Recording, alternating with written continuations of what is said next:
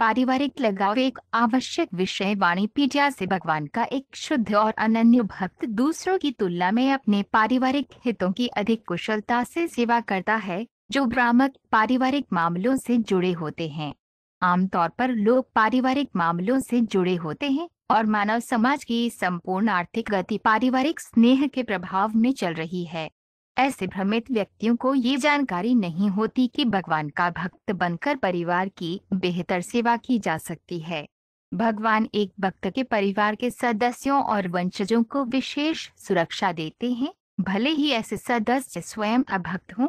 महाराज प्रहलाद भगवान के बहुत बड़े भक्त थे, लेकिन उनके पिता हिरण्यकशिपु एक महान नास्तिक थे और भगवान के घोषित शत्रु थे। लेकिन इन सब के बावजूद हिरण्यकशिपु को महाराज प्रहलाद का पिता होने के कारण मोक्ष प्राप्त हुआ। भगवान इतने दयालु हैं कि वे अपने भक्त के परिवार के सदस्यों को पूरी सुरक्षा देते हैं और इस प्रकार भक्त को अपने परिवार के सदस्यों के बारे में चिंता करने की कोई आवश्यकता नहीं है, भले ही कोई ऐसे परिवार के सदस्यों को भक्ति सेवा के लिए छोड़ दे। श्रील प्रभुपाद की पुस्तकें, व्याख्यान, वार्तालाप और पत्र इस आवश्यक विषय की व्यापक प्रस्तुति प्रदान करते हैं, जैसा कि वानी कोट्स फैमिली अटैचमेंट श्रेणी में देखा गया है। उनकी शिक्षाओं का एक परिचय निम्नलिखित 8 उद्धरणों में दिया गया है। श्रील प्रभुपाद की शिक्षाओं से उद्धरण: गृहस्थ वह व्यक्ति है जो परिवार, पत्नी, बच्चों और रिश्तेदारों के साथ रहता है लेकिन उनके प्रति कोई लगाव नहीं रखता। वह एक भिक्षुक या सन्यासी की बजाय पारिवारिक जीवन में रहना पसंद करते हैं, लेकिन उनका मुख्य उद्देश्य आत्म साक्षात्कार प्राप्त करना या कृष्ण चेतना के स्तर पर आना है।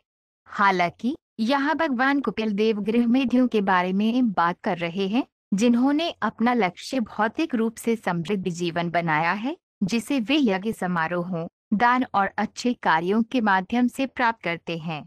श्रीमद्भागवत 3.321 भगवान का एक शुद्ध और अनन्य भक्त दूसरों की तुलना में अपने पारिवारिक हितों की अधिक कुशलता से सेवा करता है, जो भ्रामक पारिवारिक मामलों से जुड़े होते हैं। आमतौर पर लोग पारिवारिक मामलों से जुड़े होते हैं और मानव समाज की संपूर्ण आर्थिक गति पारिवारिक स्नेह के प्रभाव में चल रही है। ऐसे भ्रमित व्यक्तियों को ये जानकारी नहीं होती कि भगवान का भक्त बनकर परिवार की बेहतर सेवा की जा सकती है। श्रीमद्भागवत 1.1935 जो लोग पारिवारिक मामलों में बहुत अधिक आसक्त हैं, गृहेषु गृहमेधि नाम। गृहमेधि का अर्थ है जिसने अपनी गतिविधि का केंद्र घर बना लिया है, उन्हें गृहमेधि कहा जाता है। 2 शब्द हैं, एक शब्द है गृहस्थ और एक शब्द है गृहमेधि। इन 2 शब्दों का क्या महत्व है? गृहस्थ का अर्थ है एक, केवल गृहस्थ नहीं, इसे गृहस्थ आश्रम कहा जाता है। जब भी हम आश्रम की बात करते हैं तो इसका आध्यात्मिक संबंध होता है। तो सामाजिक व्यवस्था के सभी 4 विभाग ब्रह्मचारी आश्रम, गृहस्थ आश्रम, वानप्रस्थ आश्रम, संन्यास आश्रम, आश्रम। आश्रम का अर्थ है जब भी आश्रम, ये शब्द आपके देश में भी थोड़ा लोकप्रिय हो गया है।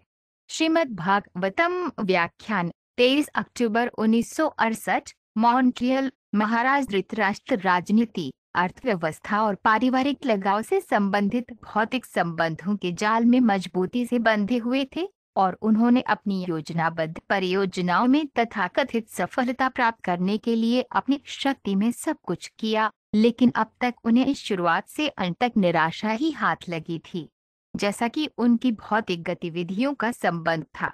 और फिर भी असफलता के अपने जीवन के बावजूद उन्होंने भगवान के एक शुद्ध भक्त, जो एक साधु का विशिष्ट प्रतीक है, के सशक्त निर्देशों से आत्म साक्षात्कार में सबसे बड़ी सफलता हासिल की। श्रीमद्भागवत 1.1.3-29 वे केवल नाम के लिए, विशेष रूप से इस युग में, स्वयं को किसी सांस्कृतिक संस्था में प्रवेश दिलाते हैं। ऐसे व्यक्ति कृष्ण भावनामृत के दर्शन को भी नहीं समझ सकते। भले ही कोई भौतिक संपत्ति का लालची न हो, लेकिन पारिवारिक जीवन से बहुत अधिक जुड़ा हुआ हो, वह भी कृष्ण चेतना को नहीं समझ सकता है। सही तौर पर ऐसे व्यक्ति भौतिक संपत्ति के लिए बहुत लालची नहीं होते हैं, लेकिन वे पत्नी, बच्चों और परिवार के सुधार से बहुत अधिक जुड़े होते हैं। श्रीमद्भागवत 3.32 40 कृष्ण भावनामृत में आगे बढ़ने में पारिवारिक लगाव सबसे बड़ी बाधा है, लेकिन यदि पूरा परिवार कृष्ण भावना भावित है तो यह बहुत अच्छा है। बिल्कुल भक्ति विनोद ठाकुर की तरह।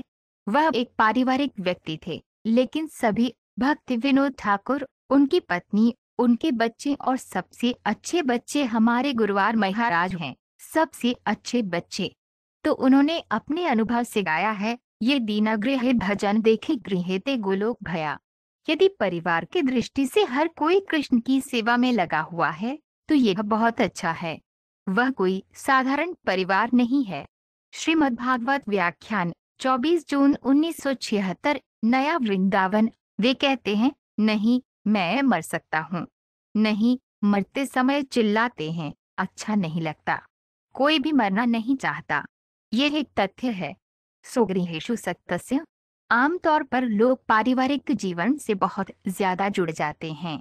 मैं कभी कभी कहता हूँ कि पश्चिमी देशों में युवा लड़के कृष्ण भावनामृत में आते हैं, उनकी एकमात्र बड़ी संपत्ति ये है कि वे परिवार से जुड़े नहीं होते हैं। यह बहुत अच्छी योग्यता है। किसी न किसी तरह से बन ही गए हैं, इसलिए कृष्ण के प्रति उनका लगाव कट्टर हो गया। भारत में उन्हें इस संगठित पारिवारिक लगाव मिला है। उन्हें कोई दिलचस्पी नहीं है। वे अब पैसे के पीछे हैं। वो मैंने अनुभव किया है। श्रीमद्भागवत व्याख्यान 24 जून 1976। नया वृंदावन। दुनिया भर में पवित्र स्थान बेहतर अगले जीवन के लिए तैयार हो रहे सेवानिवृत्त व्यक्तियों के आवासीय उद्देश्यों के लिए हैं।